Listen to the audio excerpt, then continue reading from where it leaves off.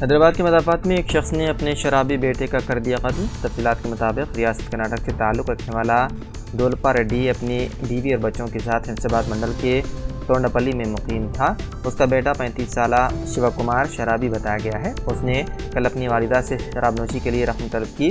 मां ने इनकार कर दिया, जिस पर बेटा अपनी मां से झगड़ रहा था। इस दौरान बाप वहां पहुंचा। उसने बेटे को रोकने की कोशिश की, ताहम वो नहीं माना। इस दौरान बरहम वालिद ने खंजर से अपने बेटे का गला काट दिया, जिसके नतीजे में उसकी मौत हो गई। पुलिस ने इस सिलसिले में वालिद के खिलाफ केस दर्ज करते हुए मुख्तलिफ ज़ावियों से तहक़ीक़ात में है मसरूफ़।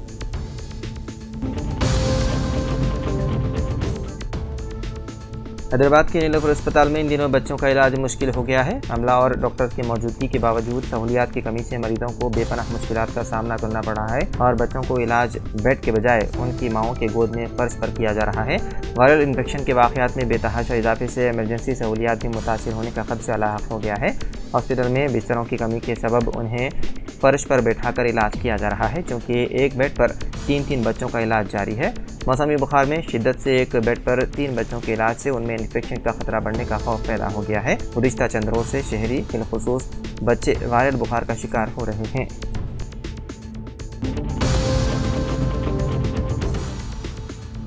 Hyderabad disaster response and assets monitoring and protection यानी कि हाइड्रा के अमले ने हैदराबाद के माधापुर में वाक़ तेलुगु फिल्मों के मशहूर अदाकार नागार्जुना के एन कन्वेंशन को मुनहदिम किया जा रहा है। हफ्ते की सुबह से हुक्काम ने सख्त सिक्योरिटी के दरमियान कन्वेंशन की मसमारी शुरू कर दी। हाल ही में हाइड्रा को फिल्म अदाकार नागार्जुना के एन कन्वेंशन सेंटर के खिलाफ शिकायत मौसूल हुई थी। शिकायत में कहा गया था कि तमिड़ीकुंटा में तालाब की 3 एकड़ अराजी पर कन्वेंशन सेंटर बनाया गया है। इसके साथ ही हुक्काम ने हफ्ते की सुबह से ही इन्हिदामी कार्रवाई शुरू कर दी। हाइड्रा ने गुज़िश्ता चंद दिनों से हैदराबाद में गैर कानूनी तामीरात पर खुसूसी तवज्जो दी है। गैर कानूनी तामीरात की निशानदही करके उन्हें फौरी मसमार किया जा रहा है।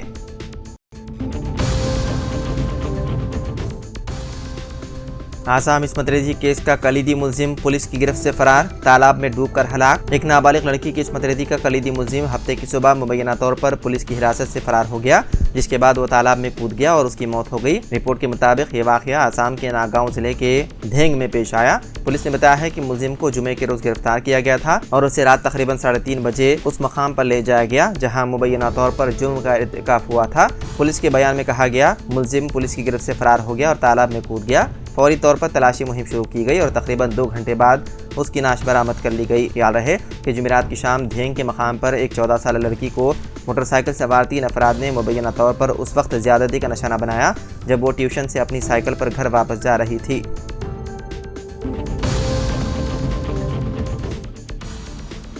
कारगुजार सदर व BRS के रुकन असम्बली KTR ने पार्टी के सीनियर कायदीन के हमरा DGP डॉक्टर जितेंद्र से मुलाकात की और BRS पार्टी के अरकान पर कांग्रेस पार्टी केडर्स के हालिया हमलों और पुलिस की मुबैना लापरवाही से मुतालिक बाज़ाब्ता शिकायत दर्ज करवाई गई। शिकायत में नाखुशगवार वाक़यात की एक सीरीज़ को नुमाया तौर पर पेश किया गया, जो कि रियासत में अमन अमान की खुसूस में संगीन तशवीश का बाइस है।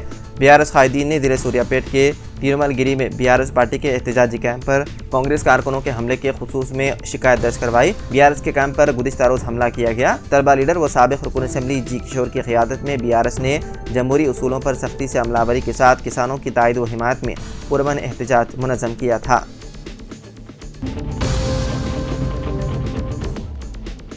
Telangana union of working journalist की जानिब से मुनक़्क़िदा तहनीती तकरीब से खिताब करते हुए रुकन कानून साज कौंसिल जनाब आमिर अली खान साहब ने कहा कि पहली मरतबा सहाफ़त को क़ियादत का मौका मिला है और सहाफ़ती बरादरी के मसाइल को हल करने की हर मुमकिन कोशिश की जाएगी। उन्होंने तकरीब से खिताब करते हुए कहा कि कई सालों से मसाइल दरपेश हैं और गुज़िश्ता 10 सालों में उन मसाइल में इजाफा हुआ जिसको हल करना हमारी तरजीहात में शामिल हैं। उन्होंने मज़ीद कहा कि मैं यकीन दिलाता हूँ कि जो कुछ हो सके मुझसे वो मैं अपनी सहाफ़ती बरादरी के लिए करूँगा।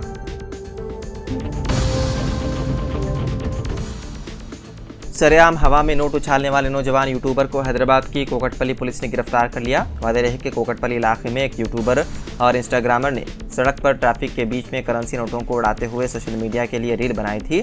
सड़क से गुजरने वाले कुछ लोग पैसे लेने के लिए वहां जमा हुए। बताया जाता है कि यूट्यूबर ने 100 रुपये के करेंसी नोटों को सड़क पर उड़ाया। ये रकम तकरीबन 50,000 रुपये बताई गई है। इसके वीडियो सोशल मीडिया पर वायरल हो गए, जिसके बाद शहरियों ने पुलिस से इस नौजवान के खिलाफ कार्रवाई की ख्वाहिश की। वीडियो वायरल होने के बाद पुलिस ने यूट्यूबर के खिलाफ मुकदमा कर लिया दर्ज।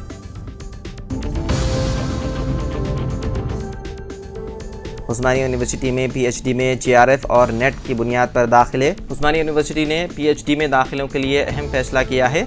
जारिया तालीमी साल 2024 और 25 से तमाम नशिस्तें ऐसे तलबा को अलॉट की जाएंगी जिन्होंने कौमी अहलियत टेस्ट यानी कि नेट पास किया है।